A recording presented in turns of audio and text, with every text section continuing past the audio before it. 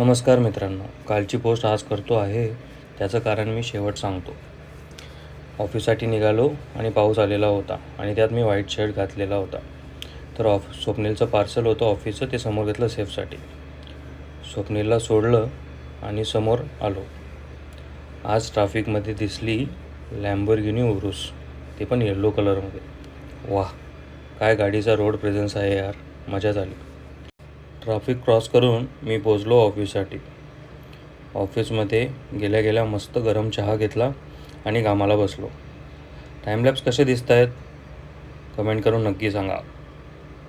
Lunch break झाला आणि आज लंचमध्ये होतं वांग्याचं भरीत, फेवरेट.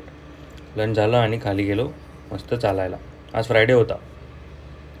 लवकर लॉग ऑफ केलं आणि मी निघालो आमच्या डिप्लोमाच्या फ्रेंड्सला भेटायला. हॅलो, कसे आहात सगळे?